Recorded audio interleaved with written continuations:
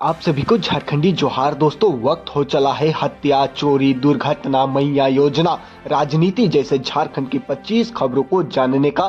तो चलिए चलते हैं खबरों की ओर। उससे पहले आप लोग चैनल को सब्सक्राइब अवश्य करें।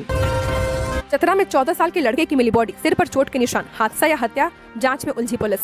चतरा के प्रतापपुर थाना क्षेत्र में एक 14 साल के किशोर का शव मिलने से इलाके में सनसनी फैल गई है। मनातू इमामगंज मुख्य मार्ग पर दुल्की पुल के पास बुधवार को शव बरामद किया गया था। मृतक की पहचान चरका खुर्द गांव निवासी अयान खान पिता एनुअल खान के रूप में की गई है। सूचना मिलते ही प्रतापपुर थाना पुलिस मौके पर पहुंची और शव को कब्जे में लेकर पोस्टमार्टम के लिए चतरा सदर अस्पताल को भेज दिया है। पुलिस ने मामले की जाँच शुरू कर दी है। अयान खान सोशल मीडिया पर रील बनाकर काफी लोकप्रिय था। गाँव और आसपास के लोगों से एक प्रतिभाशाली और मिलनसार किशोर के रूप में जानते थे। उसके पास खुद का मोबाइल फोन नहीं था, लेकिन वह दोस्तों और परिचितों के मोबाइल से वीडियो बनाता था। उसकी बनाई गई रील्स को लोग काफी पसंद करते थे। कम उम्र में ही उसने सोशल मीडिया पर अपनी अलग पहचान बना ली थी। घटना की जानकारी डुमरवार पंचायत समिति सदस्य इश्तियाक खान को फोन पर मिली है, जिन्होंने तुरंत अयान के परिजनों को सूचना दी। मौके पर पहुंचे परिजनों ने देखा कि अयान का चेहरा खून से लथपथ था। उसके सिर पर किसी भारी वस्तु से वार किए जाने जैसे गहरे चोट के निशान थे। यह दृश्य देखकर परिजनों का रो रो कर बुरा हाल है। बड़ी खबर, झारखंड के सबसे बड़े अस्पताल रिम्स में अब नहीं होंगी दवाइयों की किल्लत। झारखंड के सबसे बड़े अस्पताल रिम्स में अब दवाइयों की किल्लत नहीं होगी। खबर आ रही है कि बहुत जल्द रिम्स का अपना मेडिकल स्टोर होगा। रिम्स का अपना मेडिकल स्टोर होने से लोगों को बड़ी राहत मिल जाएगी। खबर यह भी है कि दवाइयां मरीज तक डायरेक्ट पहुंचेंगी। रिम्स में इलाज करने वालों को अभी भी बाहर से दवाइयां लेनी पड़ती थी, लेकिन अब ऐसा नहीं होगा। सभी दवाइयां लोगों को रिम्स के मेडिकल से ही उपलब्ध हो जाएंगी। रिम्स मेडिकल से दवाइयां कम से कम कीमत में मरीजों को मिलेंगी, जो कि उनके लिए और भी बड़ी खुशखबरी है। रांची के मैक्लुस्कीगंज का पारा 1.5 डिग्री सेल्सियस पर पहुंचा। आज राजधानी सहित 14 जिलों में शीतलहर, 5 जिलों का तापमान 5 डिग्री सेल्सियस के नीचे।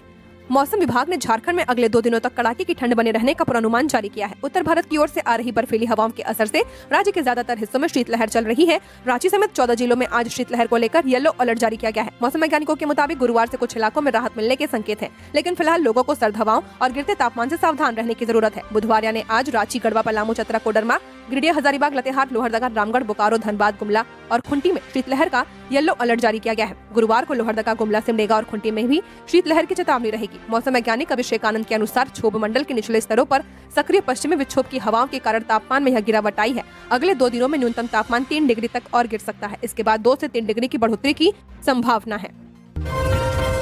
झारखंड पुलिस ने चेताया, वर्दी और हथियार के साथ रील्स बनाना पड़ेगा महंगा, उल्लंघन पर होगी सख्त कार्रवाई।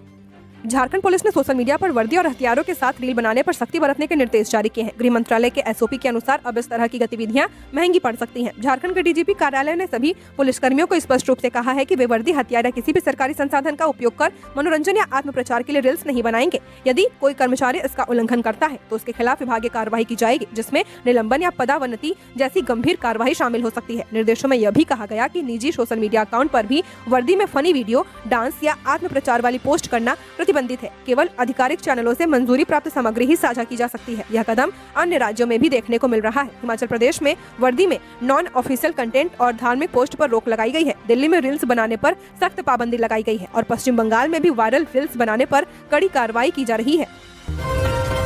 लोहरदगा रांची रेल लाइन पर मेमू पैसेंजर ट्रेन शुरू। लोहरदगा के यात्रियों को इरगांव से मिली ट्रेन।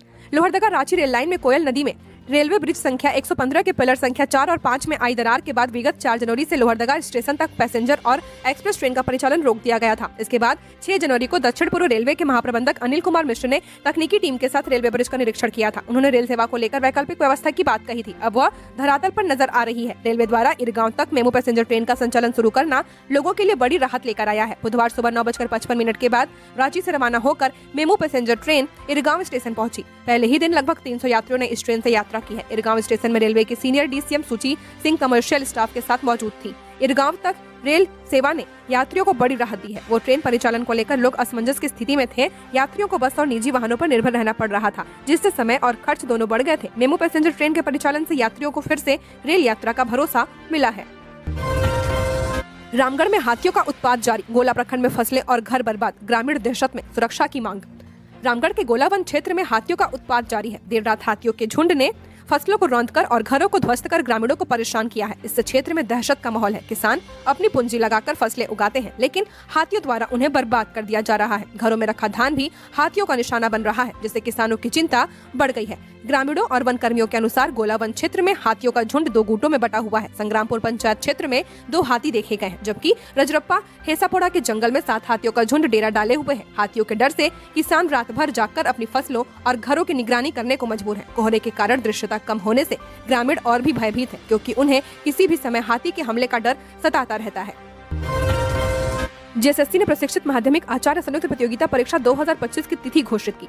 जेएसएससी ने झारखंड प्रशिक्षित माध्यमिक आचार्य संयुक्त प्रतियोगिता परीक्षा 2025 की परीक्षा तिथि जारी कर दी है। आयोग के अनुसार इस परीक्षा के प्रथम एवं द्वितीय पत्र की कंप्यूटर आधारित परीक्षा 15 जनवरी 2026 से आयोजित की जाएगी। परीक्षा रांची जिले के कई निर्धारित परीक्षा केंद्रों पर पूरी होगी। आयोग ने बताया कि अभ्यर्थियों को परीक्षा तिथि, समय और परीक्षा केंद्र से संबंधित सभी जानकारियां एसएमएस और ईमेल के माध्यम से उपलब्ध कराई जाएंगी। वहीं परीक्षा में शामिल होने वाले अभ्यर्थी 12 जनवरी 2026 से झारखंड कर्मचारी चयन आयोग की आधिकारिक वेबसाइट पर जाकर अपना प्रवेश पत्र डाउनलोड कर पाएंगे। जेएसएससी ने सभी अभ्यर्थियों से अपील की है कि वे समय रहते प्रवेश पत्र डाउनलोड कर लें और परीक्षा से जुड़े सभी निर्देशों का गंभीरता से पालन करें, ताकि किसी भी प्रकार की असुविधा से बचा जा सके। जमशेदपुर में गौवंश तस्करी का बड़ा खुलासा, फर्जी नंबर वाली कार के साथ चालक गिरफ्तार। जमशेदपुर के मानगो थाना क्षेत्र अंतर्गत आजाद नगर रोड नंबर 2 के पास मंगलवार देर रात उस वक्त अफरा तफरी का माहौल बन गया, जब पुलिस ने गौवंश तस्करी के एक बड़े मामले का पर्दाफाश किया है। गुप्त सूचना के आधार पर मानगो पुलिस ने त्वरित कार्रवाई करते हुए कार को रोका।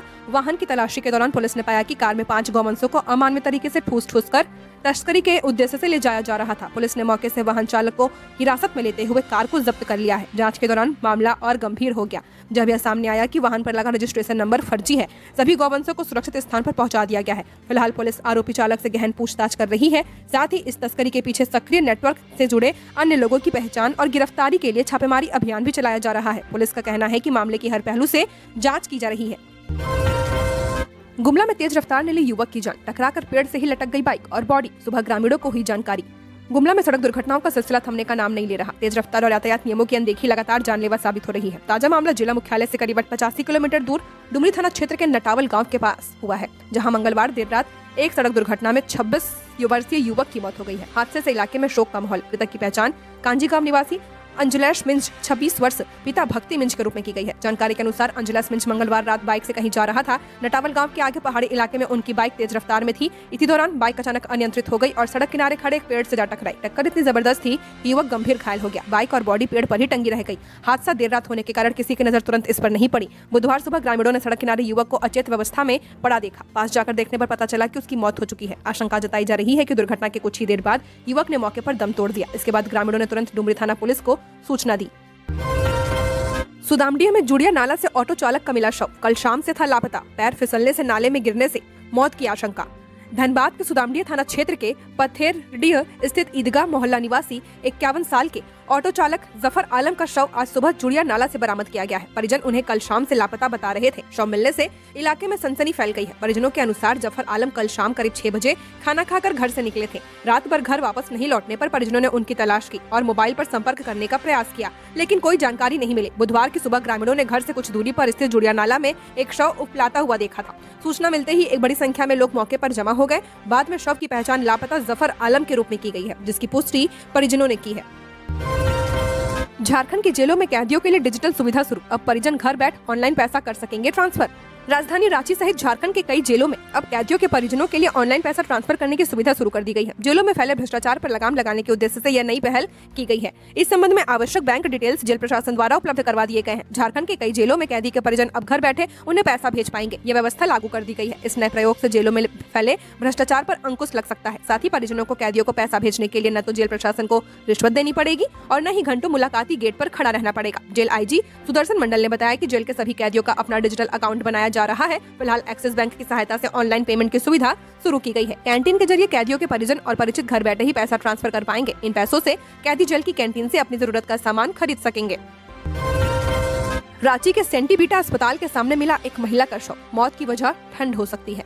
रांची के सेंटी बीटा अस्पताल के सामने एक महिला का शव मिला है। महिला की उम्र 60 वर्ष के करीब मालूम होती है। समझा जा रहा है कि रांची में पड़ रही भीषण ठंड की वजह से उसकी मौत हुई है। मौके पर पहुंचकर पुलिस ने शव को अपने कब्जे में ले लिया है। महिला मूल रूप से कांके की निवासी बताई जा रही है। 2026 में झारखंड बनेगा टॉप राज्य, विकास यात्रा को मिलेगी नई रफ्तार। झारखंड के मुख्यमंत्री हेमंत सोरेन के 9 वर्ष के अवसर पर प्रशासनिक और पुलिस विभाग के वरिष्ठ अधिकारियों ने शिष्टाचार भेंट की। कांके रोड स्थित मुख्यमंत्री आवासीय दफ्तर में हुई इस मुलाकात में अधिकारियों ने मुख्यमंत्री को 9 वर्ष 2026 की हार्दिक बधाई और शुभकामनाएं दी हैं। मुख्यमंत्री हेमंत सोरेन ने सभी अधिकारियों का हार्दिक स्वागत किया है और 9 वर्ष शुभकामनाओं के लिए आभार व्यक्त किया है। इस अवसर पर मुख्यमंत्री ने कहा, 9 वर्ष नया संकल्प, नई ऊर्जा और नए अवसर लेकर आता है। हम सभी सकारात्मक ऊर्जा और प्रतिबद्धता के साथ राज्य के सर्वांगीण विकास में अपनी महत्वपूर्ण भूमिका निभाने के लिए दृढ़ संकल्पित रहेंगे। मुख्यमंत्री ने आगे कहा कि वर्ष 2026 झारखंड की विकास यात्रा में एक मील का पत्थर साबित होगा। शासन, प्रशासन और जनता के सहयोग से राज्य को देश के अग्रणी राज्यों की श्रेणी में शामिल करने की दिशा में यह साल महत्वपूर्ण पड़ाव बनेगा। उन्होंने सभी से एकजुट होकर सरकार की विकास योजनाओं को जन जन तक पहुंचाने का आह्वान किया है। निकाय चुनाव की तिथियों की घोषणा को लेकर भाजपा का रांची नगर निगम के सामने प्रदर्शन। बीजेपी रांची महानगर द्वारा नगर निगम के समक्ष निकाय चुनाव की तिथि की अविलंब घोषित करने, दलीय आधार पर चुनाव कराने की मांग को लेकर बुधवार को जोरदार प्रदर्शन किया गया। निकाय चुनाव शीघ्र कराए जाने के समय चुनाव संबंधित अपनी अन्य मांगों के समर्थन में नगर निगम के सामने बड़ी संख्या में भाजपा के नेता एवं कार्यकर्ता जुटे रहे और जमकर नारेबाजी की। भाजपा के इस विरोध प्रदर्शन में रांची नगर निगम में पड़ने वाले सभी वार्ड से निर्वतमान पार्षद व उनके समर्थकों का जुटान हुआ। महाधरना में भाजपा के प्रदेश अध्यक्ष बाबूलाल मरांडी भी उपस्थित रहे। इसके अलावा पूर्व प्रदेश अध्यक्ष दीपक प्रकाश, प्रदेश कार्यकारी अध्यक्ष आदित्य साहू भी उपस्थित रहे। रामगढ़ में विधि व्यवस्था का निरीक्षण करने देर रात सड़क पर उतरे एसपी।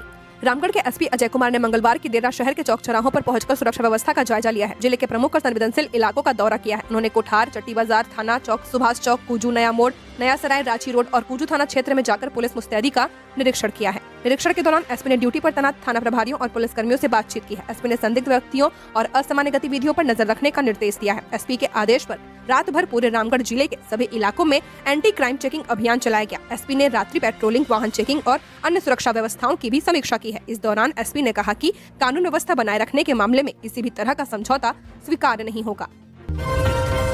राजधानी रांची में बेलगाम हुए अपराधी, जघन्य वारदातों के बीच मीडिया कर्मी भी सुरक्षित नहीं।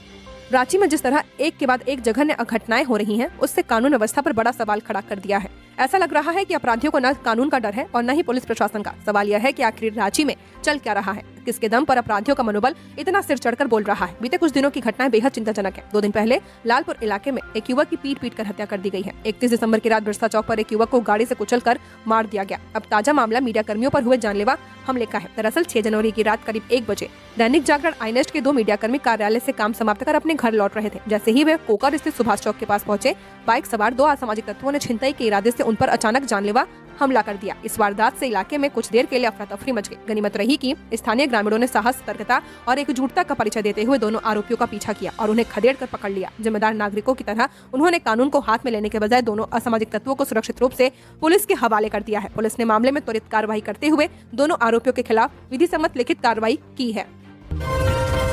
विनय चौबे का multi city money laundering syndicate, Lalpur में 3 BHK फ्लैट और करोड़ों की जमीन। एंटी करप्शन ब्यूरो की जांच में जेल में बंद निलंबित IAS अधिकारी विनय चौबे के काले साम्राज्य की रोज नई परतें उजागर हो रही हैं। आय से ज्यादा संपत्ति के मामले में शुरू हुई यह जांच अब एक व्यापक और सुनियोजित मनी लॉन्ड्रिंग नेटवर्क के रूप में तब्दील हो चुकी है, जिसके केंद्र में खुद चौबे के होने का पुख्ता संदेह है। ACB की जांच में अब तक की सबसे चौंकाने वाली बात यह है कि भ्रष्टाचार की कमाई को किसी एक जगह रखने के बजाय अलग अलग राज्यों और शहरों में फैलाया गया। गुरुग्राम में 3 आलीशान संपत्तियों के खुलासे के बाद अब जांच की सुई रांची की ओर मुड़ गई है। ताजा कार्रवाई में ACB ने रांची के पौष इलाकों में छिपे संपत्तियों को चिन्हित किया है। इन दोनों संपत्तियों की बाजार कीमत करोड़ों रुपए आंकी जा रही है, जिसे आधिकारिक तौर पर प्रोसीड ऑफ क्राइम यानी कि अपराध की कमाई माना जा रहा है। सिमडेगा के नए एसपी IPS श्रीकांत सुरेश राव खोटरे ने किया पदभार ग्रहण। सिमडेगा के 21वें एसपी के रूप में IPS श्रीकांत सुरेश राव खोटरे ने आज पदभार ग्रहण करते ही जिले की विधि व्यवस्था को सुदृढ़ करने और अपराध पर पूरी तरह अंकुश लगाते हुए पुलिस पब्लिक के संबंध को प्रगाढ़ करते हुए प्राथमिकता बताएं।